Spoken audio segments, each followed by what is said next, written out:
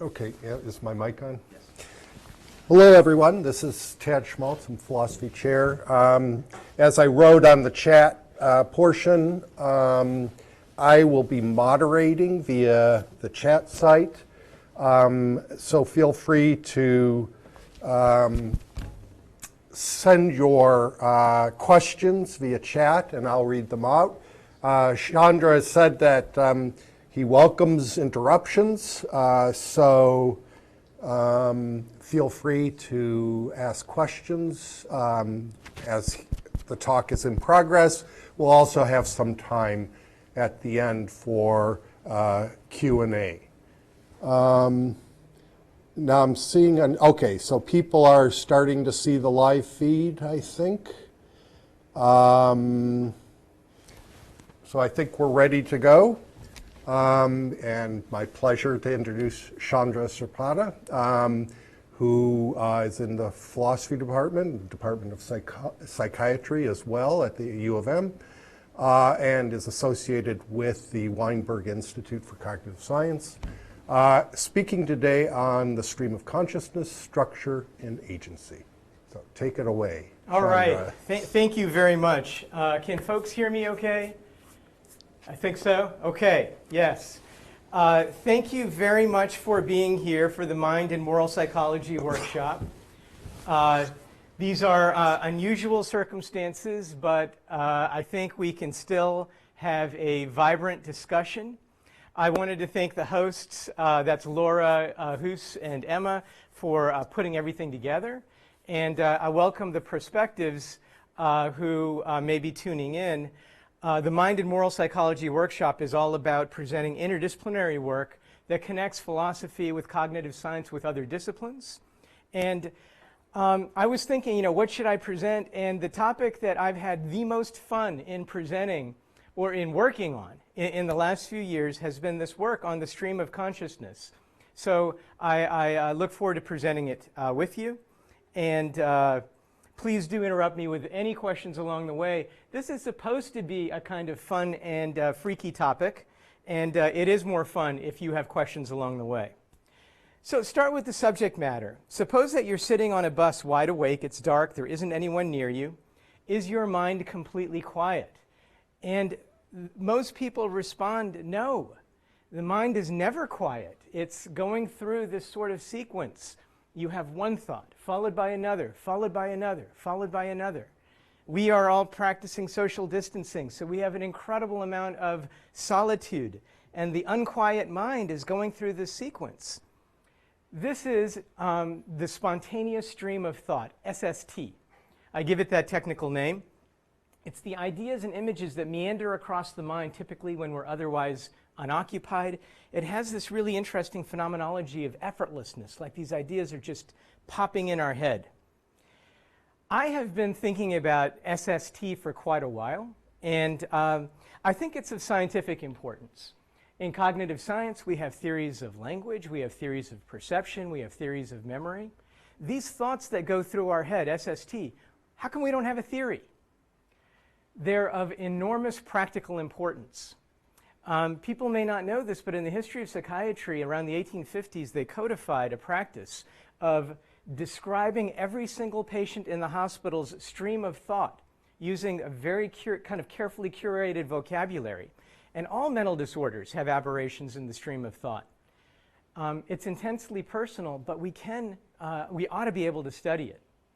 It's of great normative importance. Why? Because when you study agency or moral responsibility or free will, there's a lot of easy cases. If I deliberate for a long time, take out my axe and chop down your cherry tree, it's pretty clear that I'm exercising agency. And it's easy to say whether I'm morally responsible. But the field has really moved in the direction of thinking about spontaneous actions, spontaneous attitudes, what you notice, what you forget, what considerations you bring to mind. That brings in questions about mental agency. So we need a theory about what's generating these thoughts to have a more complete picture of mental agency. There are two questions about the spontaneous stream of thought that I'm interested in casting a little bit of light on. One is the structure question. How do these thoughts get stitched together? If we could answer that question, we'd have a better understanding of what the structure of this stuff is. Is it just all a kind of noisy goo? When you're not doing something worthwhile and purposeful, is there just randomness popping in your head? Or is there structure there? And then the agency question. How do we stand with respect to these thoughts? Are we actively creating them? Are we passively receiving them? Something else? So these are interesting questions to try to look at. There are some standard background views that I'd like to put on the table. One is that the stream of thought is associationistic. That has been a very widespread view. Here's Hume saying, different ideas are connected. That's too obvious. There appear to be only three principles: resemblance, contiguity in time or place, or cause or effect. He calls these principles of association and gives some examples. Think of one room in a house, introduces thoughts about other rooms in the same building. Think of a wound, you can hardly help but thinking of the pain that follows it. And he says, look, this is the final list of principles. That's all you need to hear. And it's supposed to be a complete story of how the stream of thought gets stitched together. It's also a very widespread view that we are passive with respect to the stream of thought. So Galen Strawson says, look, if we consider things plainly, we find that our thoughts just happen. Contents occur. The process is largely automatic. Action and intention has nothing to do with it. And he's very explicit. His datum is introspection. That's how it seems to me, at least. Thomas Metzinger at Gutenberg University in Germany has a beautiful article from 2013, highly cited. He says a spontaneous stream of thought, it just comes from subpersonal processing. So you have person-level stuff, agential stuff that you credit the agent with, and there's subpersonal stuff, little mechanisms in the mind humming away that are not part of agency. And he says that's where our thoughts come from. So we wanted to study the stream of thought. We wanted to avoid excessive reliance on this kind of private introspectionist method. So how do you study the stream of thought? And so we came up with a kind of empirical protocol to look at this. It's a talk aloud methodology. And I have to say that many of my colleagues told me don't do this study, but after they saw the results, many were quite pleased with it. So I'll sketch basically what we do. Subjects sit alone in a dark, quiet room. We give them some idea of what we're after. We tell them, look, spontaneous thoughts are the kind of things that happen if you're on a bus and you're all alone.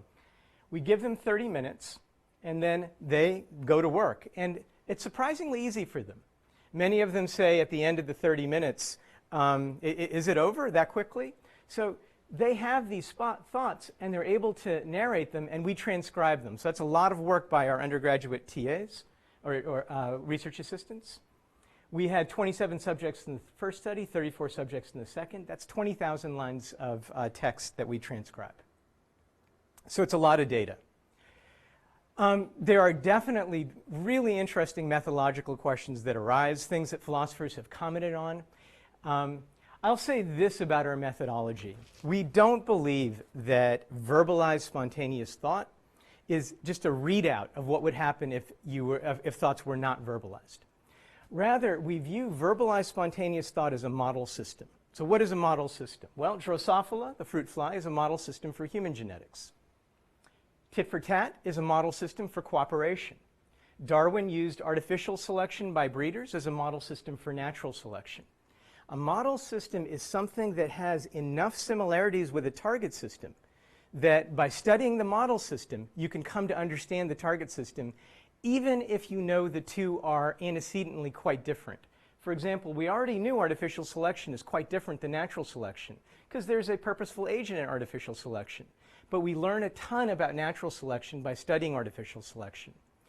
Our basic assumption is that in verbalized spontaneous thought, I talked about those linking principles. How do you get from one thought to another? Those linking principles, or something like them, may be operative. And so we're going to study verbalized spontaneous thought and try to figure out what goes on in unverbalized spontaneous thought. Okay, I'll pause there. If anybody has any questions before I begin, otherwise I'll keep on going. Okay. All right, so I'll start with the structure question. I'm going to whiz by with a lot of data. And the reason for that is I just want to get to the conclusions, really, And I'm happy to spend tons of time later in Q&A or afterwards talking about some of the methods used here. So this is what people's data looks like. And I need to give an example on the table so you just have a feel of what this data is like, because it is fascinating. So this person says, the family is coming up for my birthday. It's coming up. It'll be nice to see my sister and my mom. Got to make sure to clean up the house. Make it look nice for them. I'll do it this weekend. The room is too cold. Wish I had brought my jacket. Back is sore from shivering. Hope I get a good table at lunch. Don't want to sit alone. People look at me, thinking I have no friends. And it just goes on and on and on and on, just like this, ceaselessly. And maybe people can look at this and maybe resonate with it. Maybe it has some similarities with the kind of thing that goes through your own mind. So think about that, or think about ways it might be different. Can we pause here? Yeah.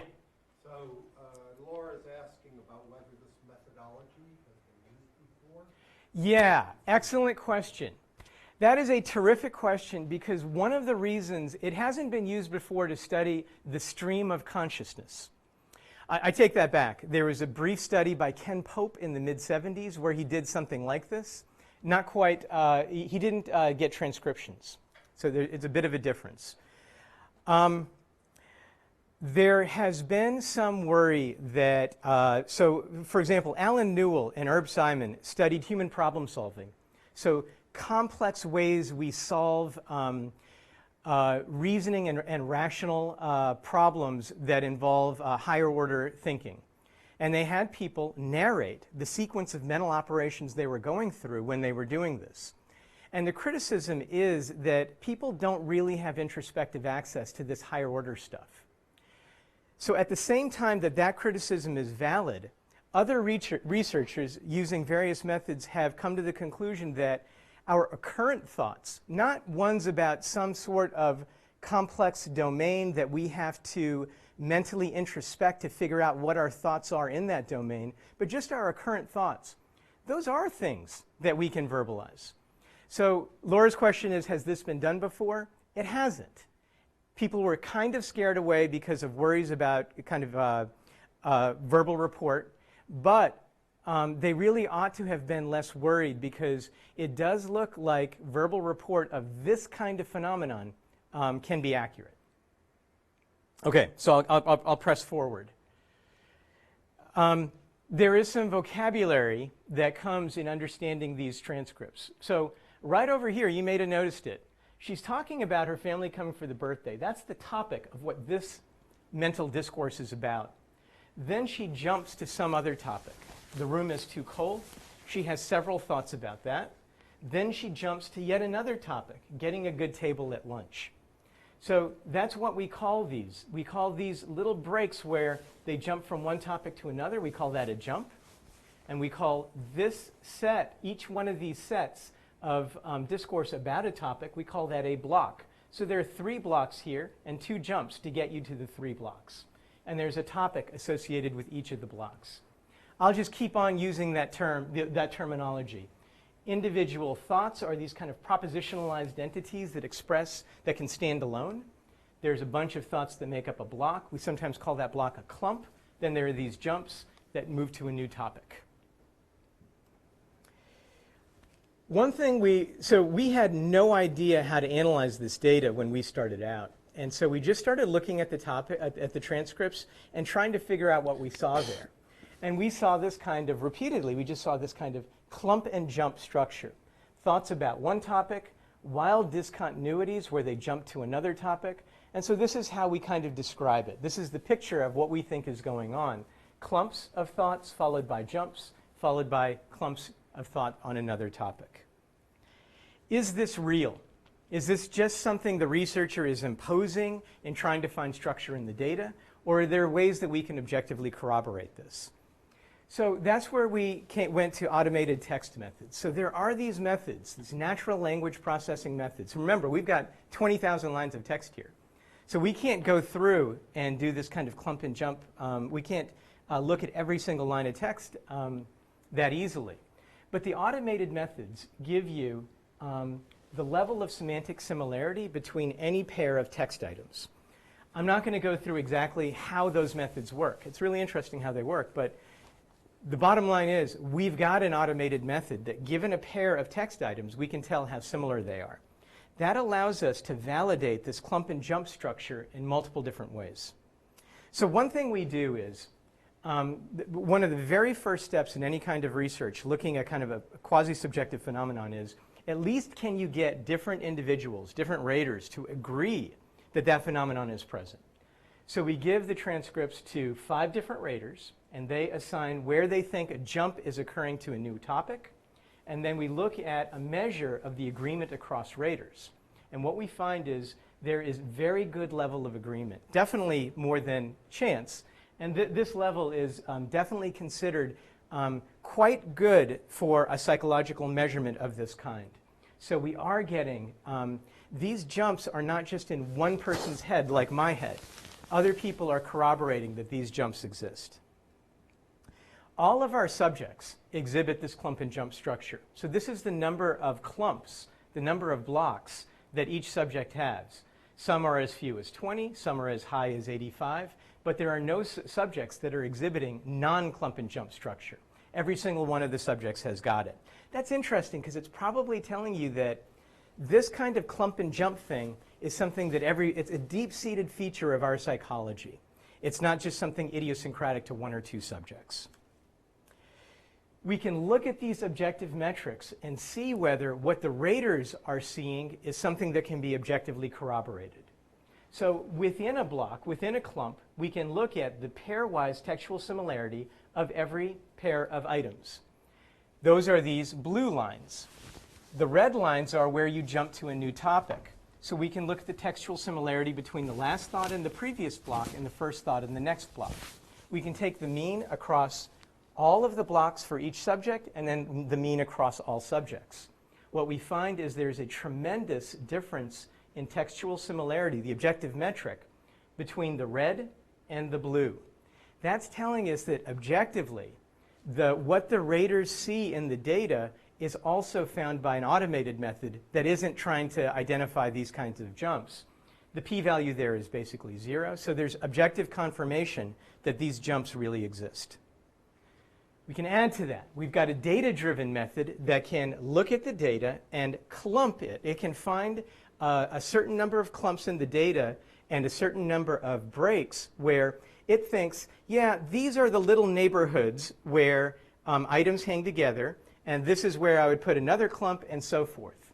So an automated method that is not a human can rate where it thinks there are jumps and where there are clumps, and the error rates of that method are quite low, and that can't happen by chance. So all of this is pointing to clump and jump structure does exist in the data. Here's something really interesting. You can ask. So a person is having a series of thoughts about one topic, and then they jump to a new topic. Do they jump to a nearby topic? So I'm thinking about the beach and the sand. Then I'm thinking about the warm sun on my balcony. And then I'm thinking about summer vacations that I've had in the year past.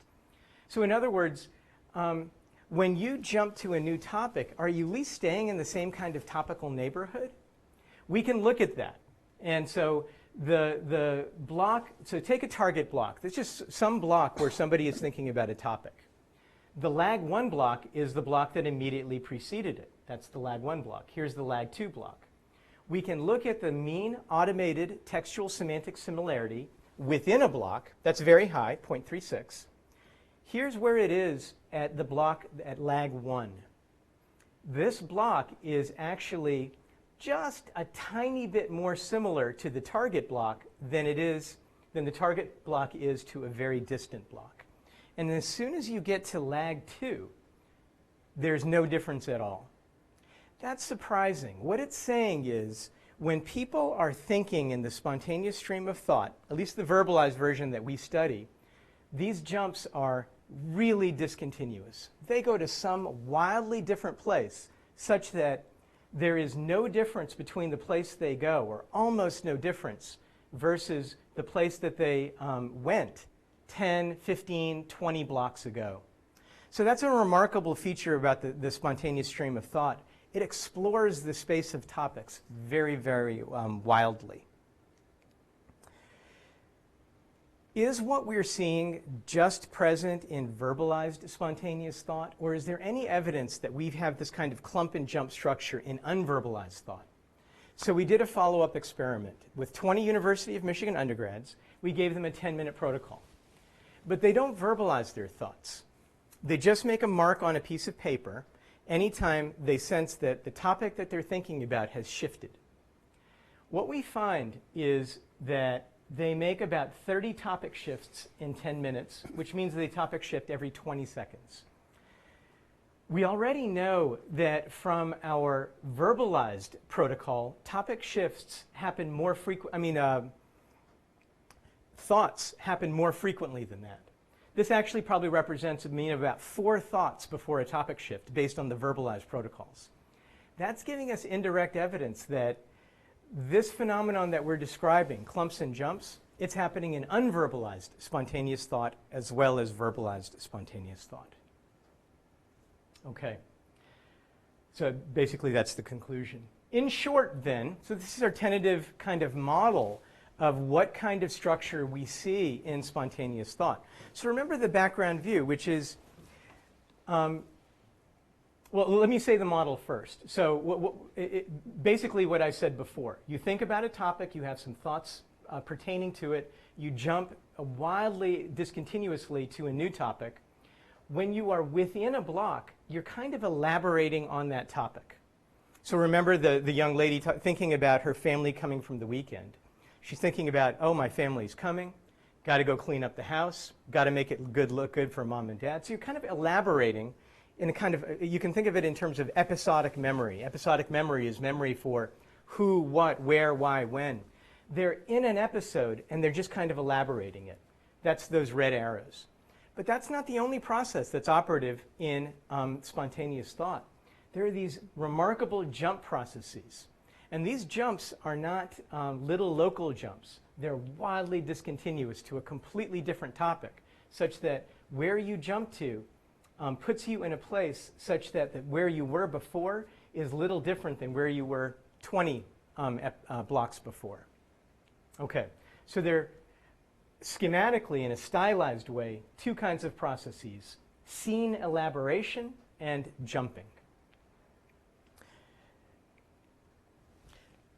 So now I want to return to where we started.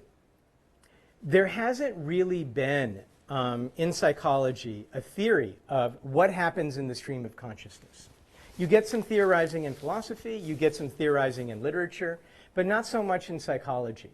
And not so much in psychology. And to the extent that there is a theory, the idea is associationism.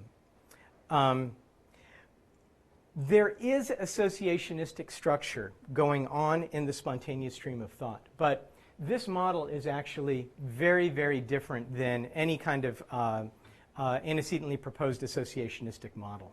One thing is just these jumps. The importance of these jumps was noted historically in Buddhist philosophy, and I'll say a little bit about that coming up, but at least in the traditions that have talked about the stream of thought in Western philosophy, the role of these jumps has not been emphasized.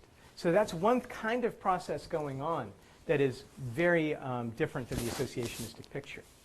But beyond that, this idea that you mention one room in a house and you think of a room that's adjacent to it or some other rooms in the building, what we know about how scene elaboration, how it works in associationistic, in episodic memory, it's not this kind of one thought just triggers another.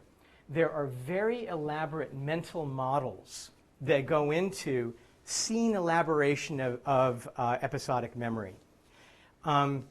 It is not simply one thought triggering another, but rather it's heavily model-based and it's scaffolded by lots and lots of background knowledge, including propositional style inference networks, iconic representations, and things like that.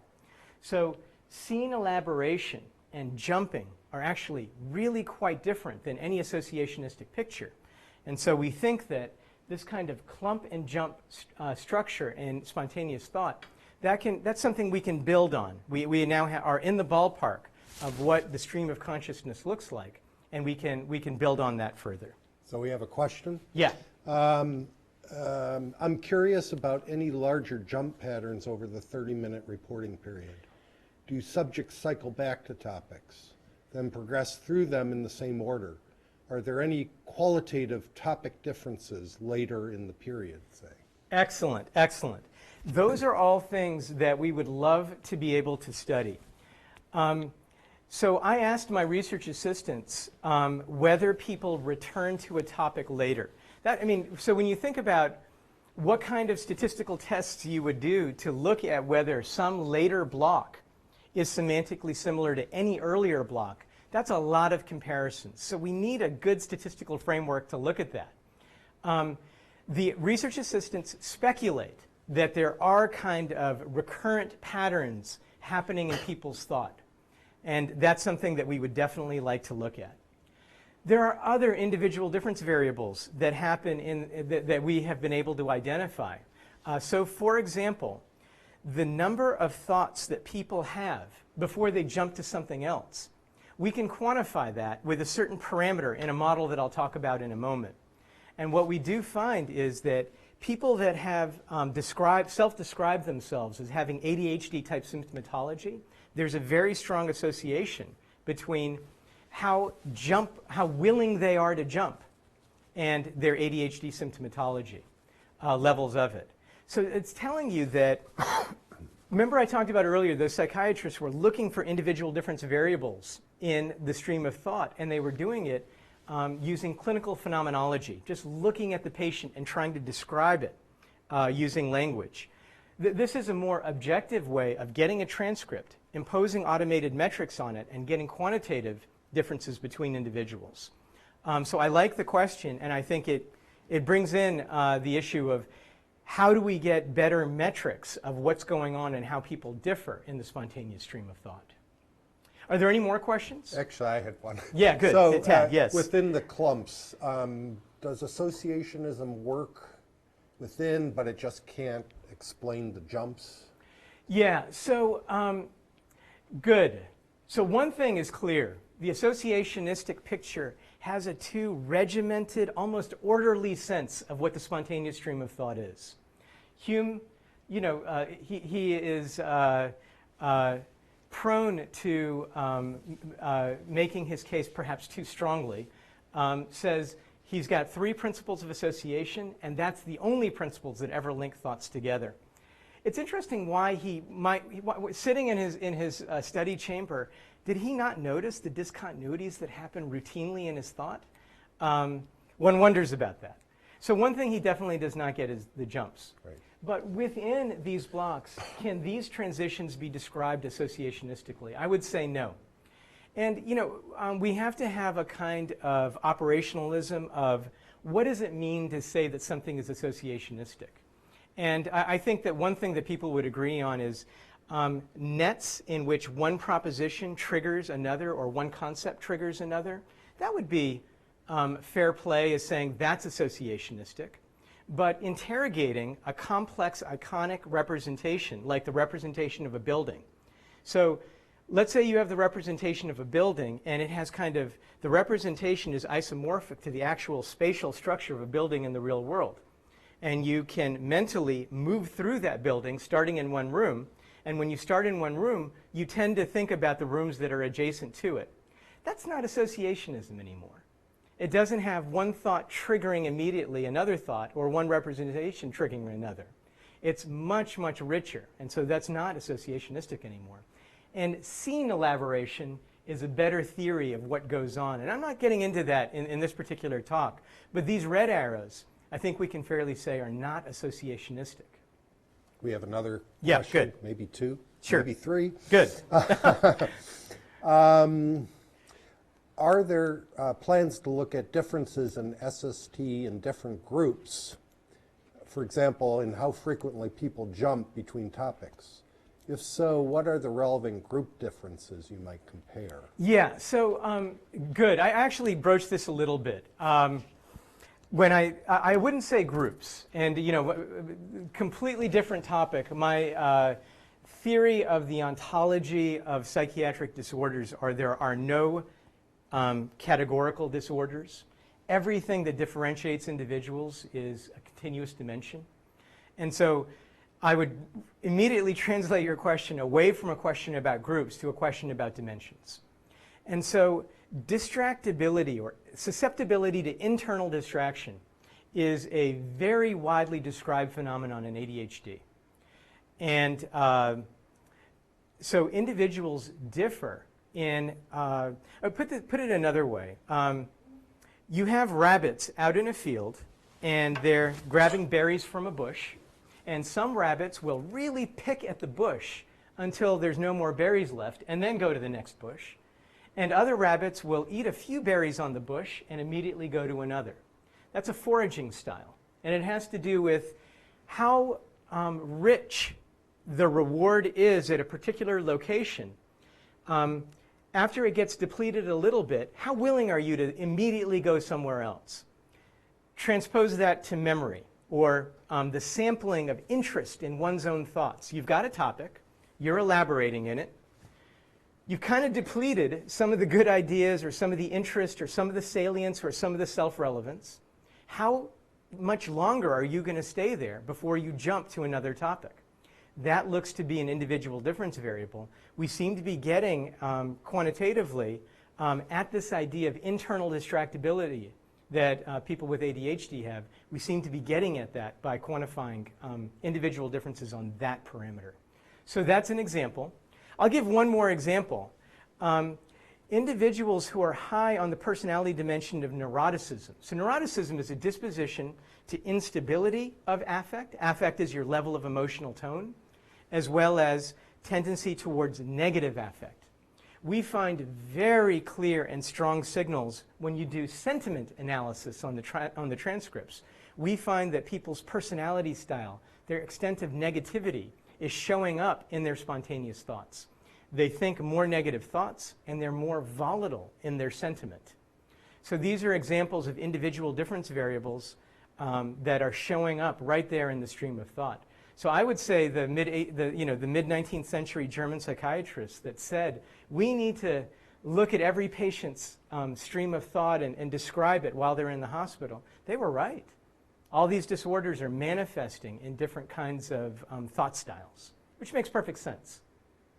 There's another question. Yes. Yeah.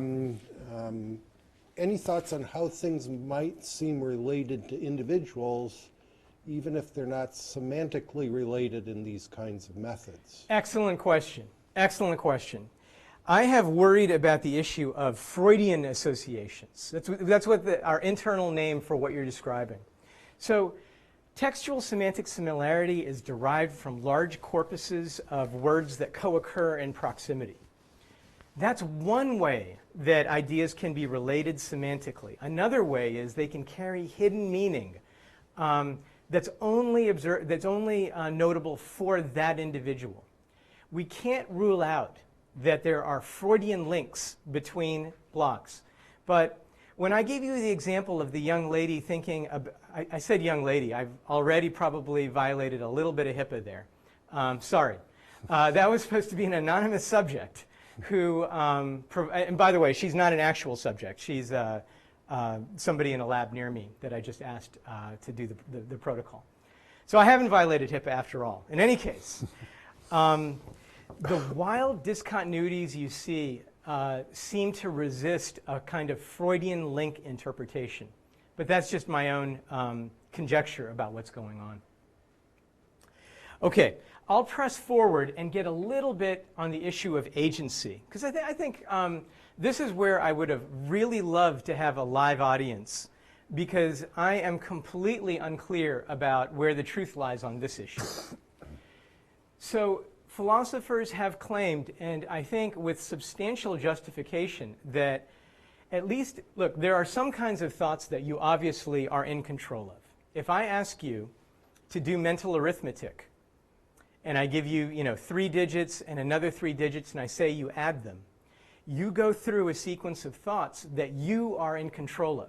You start on the right-hand column, You add up that column. You sometimes carry the 1, and so forth. Why do we know this? Because it's been studied. And, Fitch of Baddeley and Fitch fame had studied that issue. There are some thoughts that you orchestrate. But this stream of consciousness, where is that coming from? And how should we make sense of that? Strawson, Metzinger say, those are coming from subpersonal processes. We're passive with respect to them. I wish I could get a show of hands of whether that seems plausible. This was my view for about 2 years, and I kind of talked myself out of it, and I'd be curious to know whether I've made a mistake.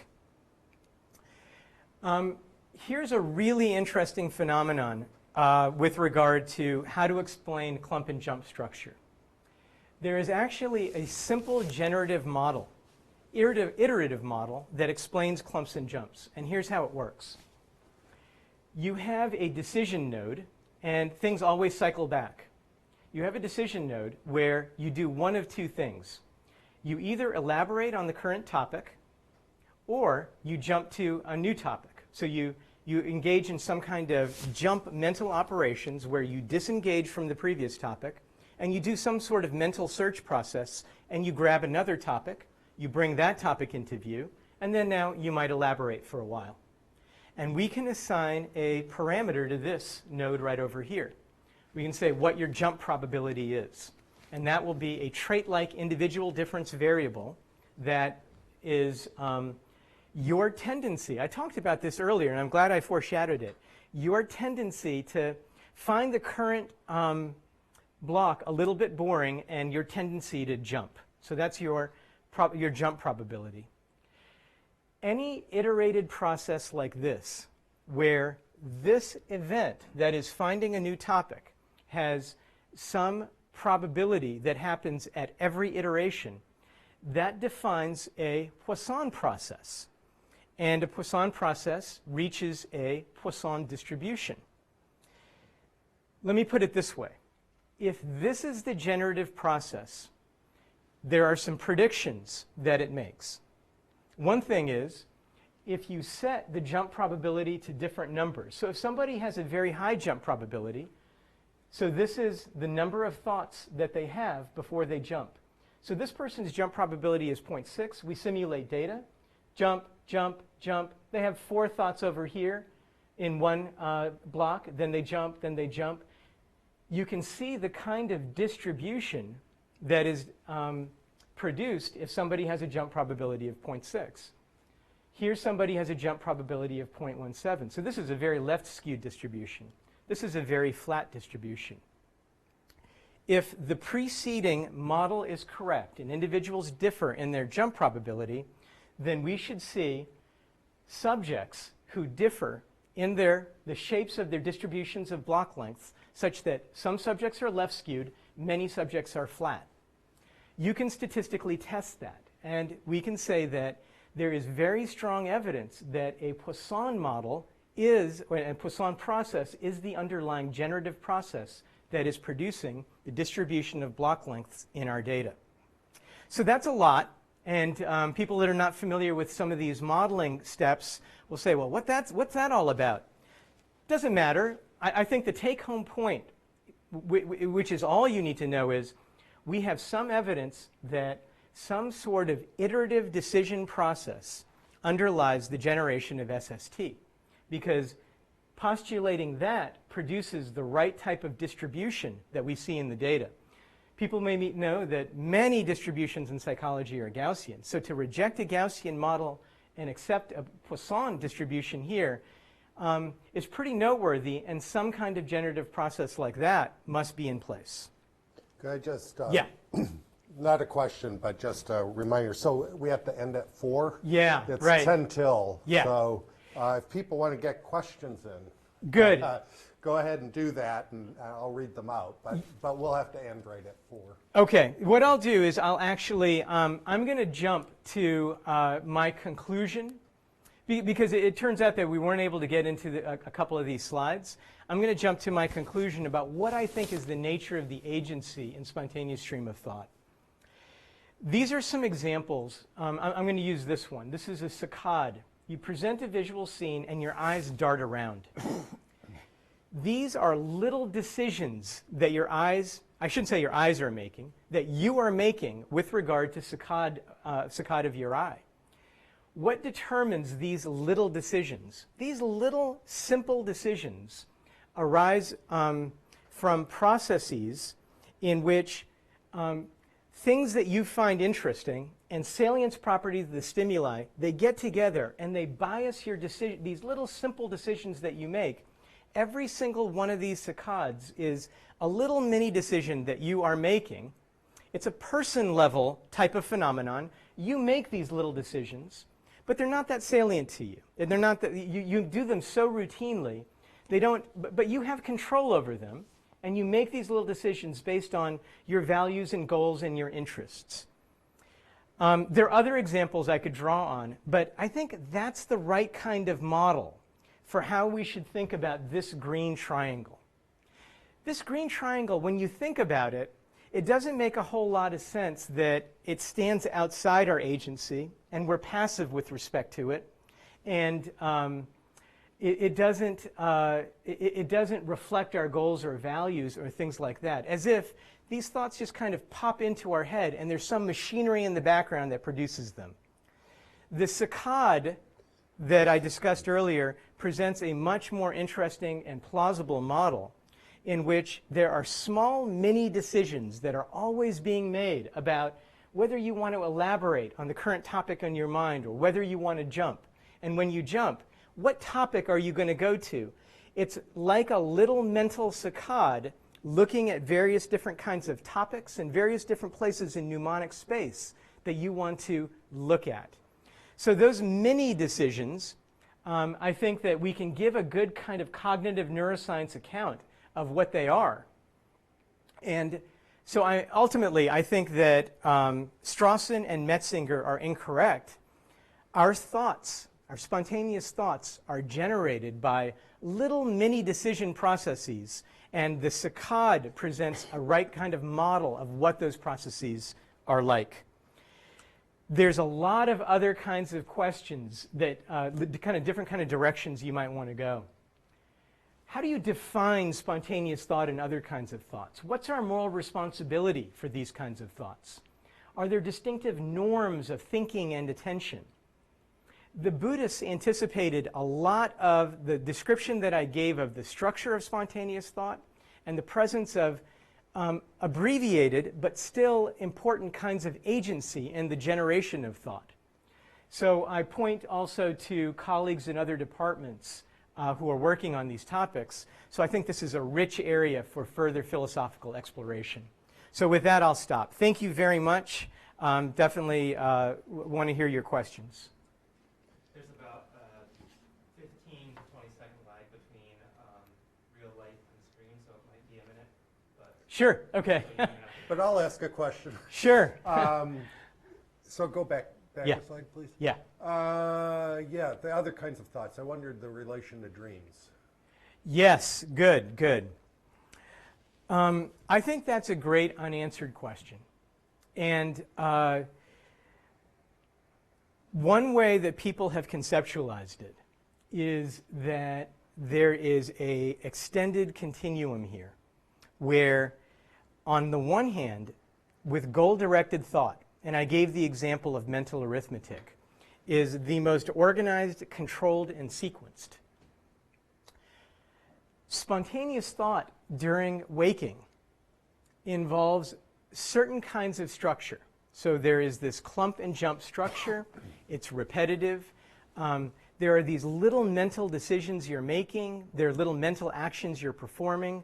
But when you look at it, and you look at these transcripts, there's a lot of structure in there, and scene elaboration in particular conforms to the laws and your understanding of the ordinary world. So we started out with lots of structure in goal-directed thought, less structure in spontaneous thought, and the picture is that dreams are when you pull away structure even further. And so the idea there is that here thoughts can be wildly discontinuous, and you relax constraints about the organization of the natural world. So you might be flying, and somebody might have a face, they turn around, they have another face, and all these kinds of things are happening. I will say, though, that dreams have other kinds of, so I've never been satisfied, so that's one theory, there's a big continuum. I've never been that satisfied with it because dreams have, first of all, dreams often extend for substantially longer periods of time than any one of these little blocks in SST. And dreams have dramatically more narrative structure. So if you think about some of your dreams, they often have extended narrative structure that's absent in SST, where SST often has just kind of musings of trivial or nearby consequences of being in a particular time, place, or situation. So I'm not sure that there's just one big continuum. We might be looking at the individuation of different kinds of thought as different kinds of categories that don't fit along a continuum at all, but just different kinds of categories with their own internal dynamic. Yeah. Any more questions out there? Happy to answer if folks have any. We'll wait 10 seconds. Okay. I should say there was virtual applause before I asked my question. Oh, okay, great. And there'll probably be virtual applause after. Okay, so Mara says, great talk. Thanks, Chandra, and thanks, MMP Simon, for making this work so well remotely. Oh, good. And I want to add my thanks to, thank you very much. Adam just got a question in. He snuck one in. All right, yes. Is the same type of spontaneous thought still occurring in the background when we're engaged in more explicit deliberation? Good. Yeah. This is a great question because one of the ways that SST manifests, so I focused on SST, and I did this on purpose, in moments when you're otherwise unoccupied. And that is one way in which SST gets experienced. If there isn't other kinds of things you are doing, it's almost invariably that SST will step in. And there's a neural correlate of this if people are familiar with the default mode network. If you put people in the scanner and you give them a demanding task, you typically give them a rest interval. During that rest interval, the default network in every single one of your subjects will turn on. And it's thought to be a network that's important in the generation of SST. So there is something about SST that the neural networks that supported it, that they get turned on when nothing else is going on. They also get turned on when other stuff is going on. So this is the phenomenon of task-unrelated thought. If you are doing mental arithmetic, or if you're listening to me, there's a long lecture, I've given you a lot of information, we find that SST often intrudes. So this is a phenomenon where you kind of disengage from the external environment, or it probably is impossible to carry on two streams of thought at the same time. So what you do is you rapidly go back and forth between the two streams. But SST is definitely something that has a more kind of automatic and spontaneous capacity to be generated, and it can intrude when you are engaged in more goal-directed, deliberative forms of thought. So what's happening there is you kind of moving back and forth between a controlled and automatic mode of thought. So that SST not only occurs when we're unoccupied, but intrudes when we are occupied. And that's an interesting area of study, and many people associate this kind of intrusion also with ADHD and that kind of spectrum. Those are individuals where SST is knocking a lot more and intruding a lot more. Good. So there are other questions, but unfortunately, time is up. Very stimulating talk. Thank you very much. Good, fantastic. Virtual applause for you from the people online too. So thank you One of my very much. favorite things is to get people's own descriptions of their phenomenology of SST and what part of this talk resonated with them and what they disagree with. We're all a little bit authorities on our own SST, so happy to have offline discussions with anybody And thank you very much for your attention. And I'd say for people who sent questions in and I didn't get to them, you can send them to Chandra directly. Sure. And he'd be glad to carry on the discussion. Yes. So thank you, people, for tuning in these difficult times. I really appreciate it. Bye-bye.